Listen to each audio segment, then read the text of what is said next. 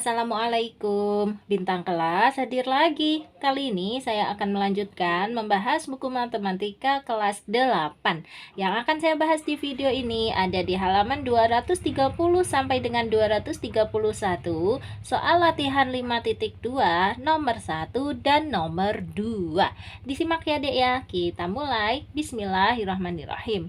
Nomor 1, identifikasi besar kemiringan tangga tempat tidur di bawah ini. Ini dia gambar tempat tidurnya. Yang diminta adalah kemiringan tangga. Ini dia tangganya.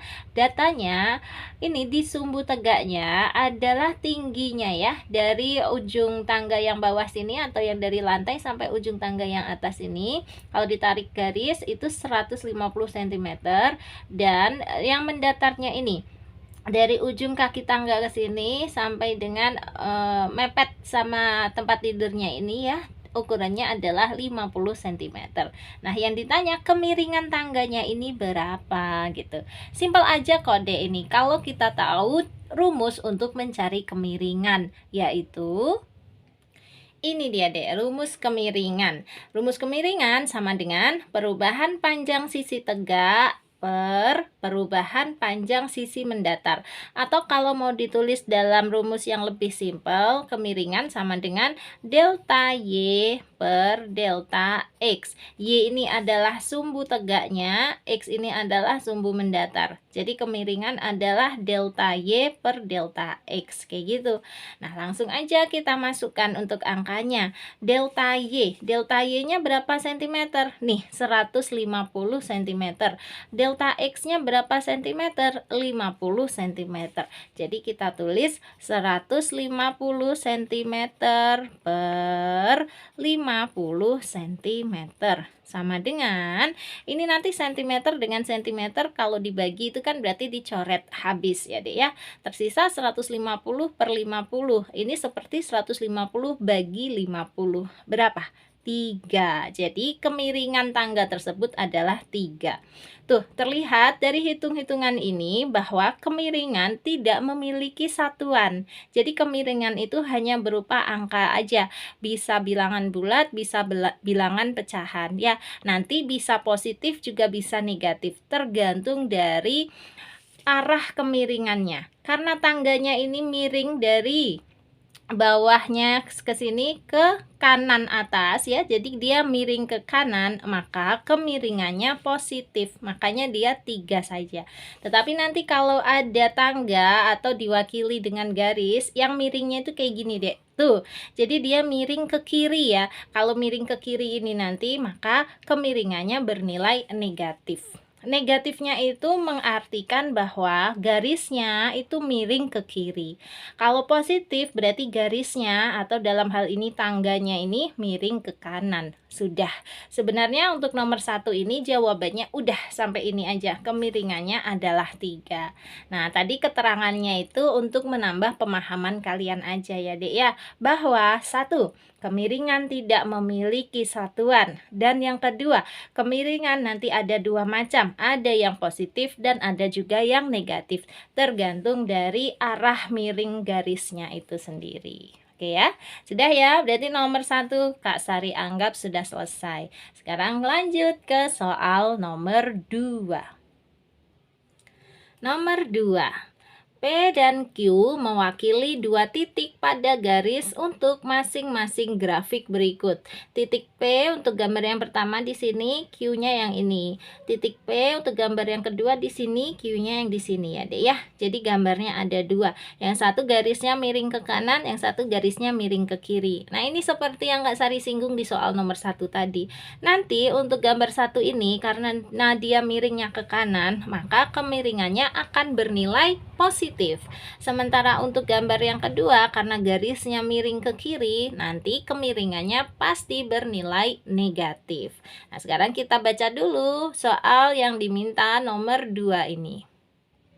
Yang diminta atau yang ditanyakan A. Berapa besar kemiringan untuk masing-masing garis tersebut? Oke, yang B. Tentukan dua titik lain berbeda pada masing-masing garis tersebut. Lalu hitunglah besar kemiringannya.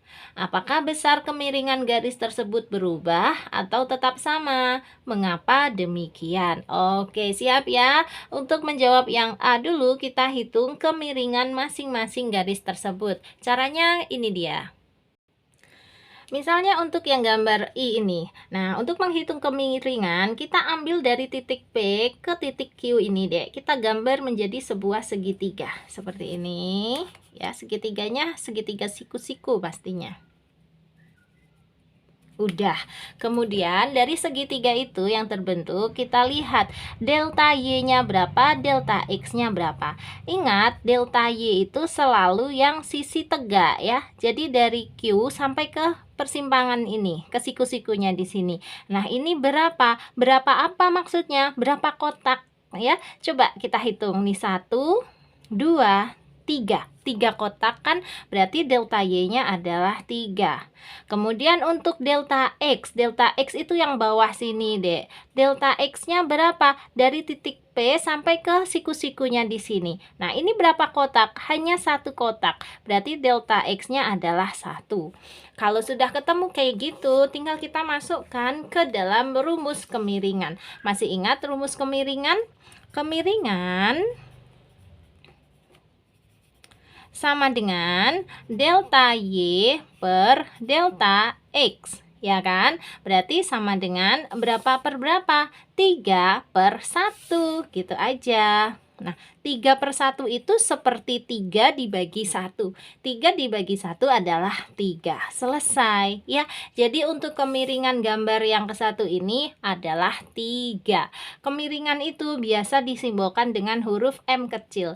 Jadi M kecil atau kemiringannya atau gradiennya sama dengan 3.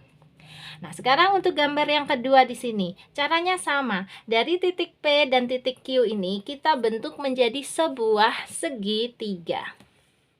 Nih, P-nya ke sini boleh. Kemudian belok ke sini menuju ke Q. Oke, ini dia segitiganya. Nah, sekarang kita tentukan untuk delta Y-nya itu yang tegak ini ya.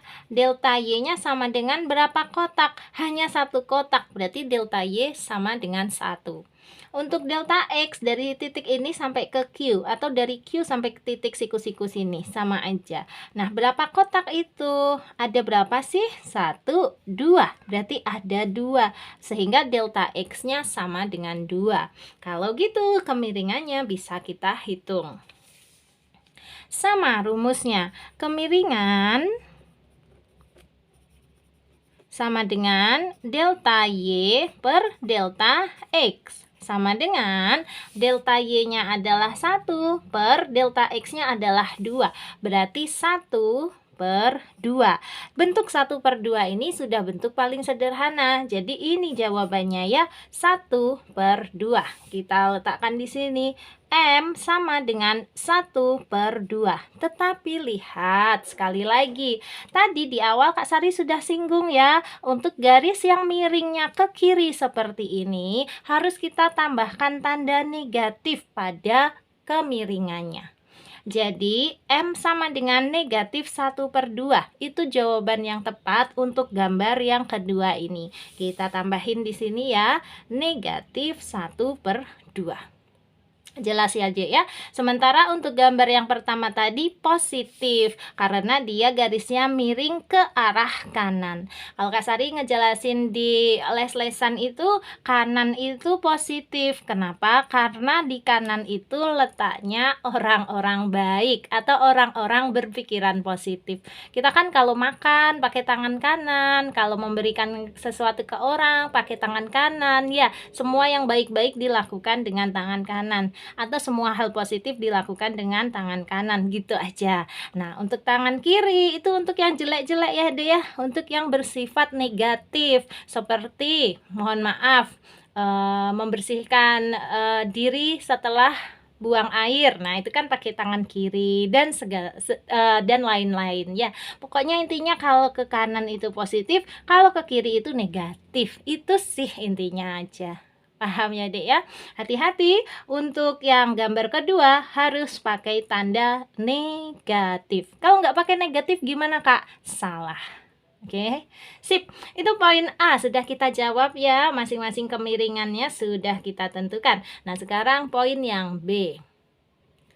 Untuk yang B tadi, kita diminta menentukan dua titik lain berbeda pada masing-masing garis tersebut. Misalnya pada garis yang pertama ini, terus kita hitung lagi kemiringannya, gitu deh. Itu yang kita kerjakan dulu ya.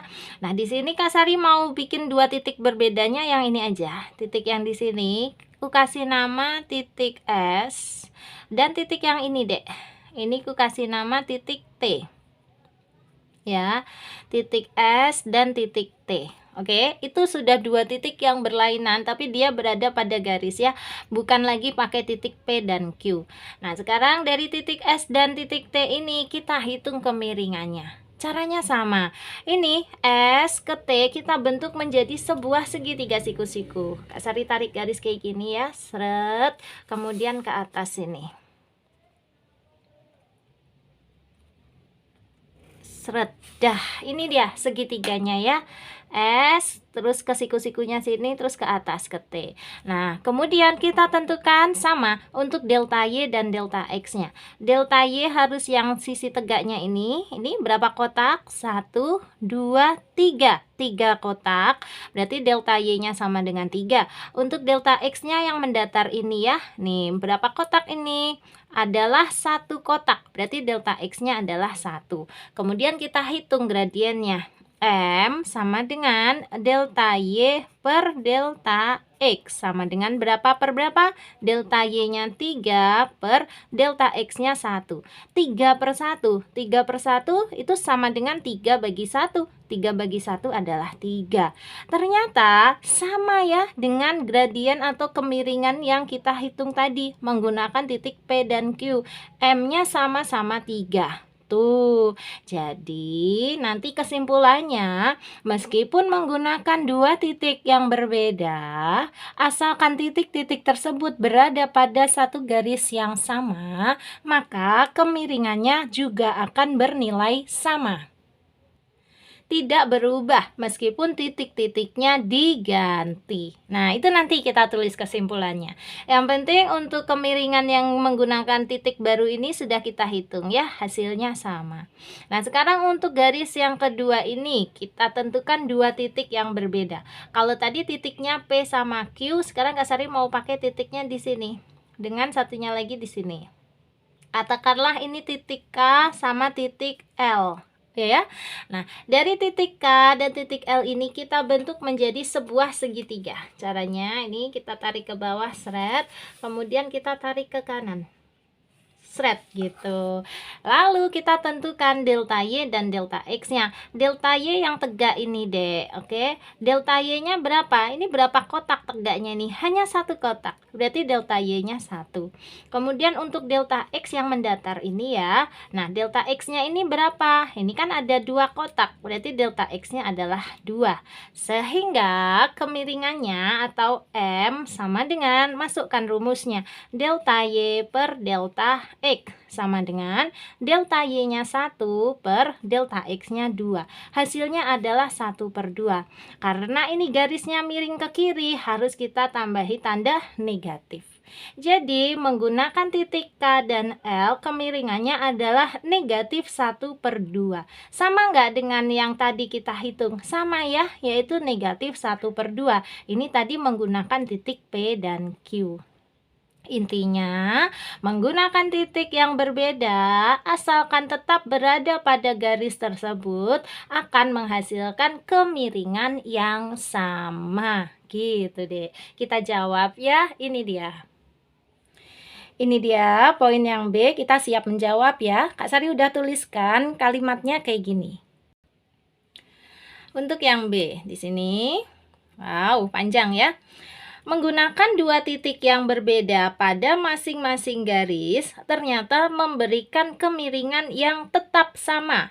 yaitu M sama dengan 3 untuk gambar I dan M sama dengan negatif 1/2 untuk gambar II.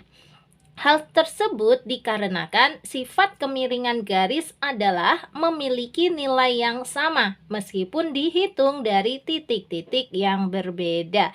Jadi ini sudah menjawab semua pertanyaan pada poin B. Yang pertama, kita disuruh menentukan dua titik lain yang berbeda pada masing-masing garis. Tadi sudah ya, kita tentukan dua titik yang berbeda.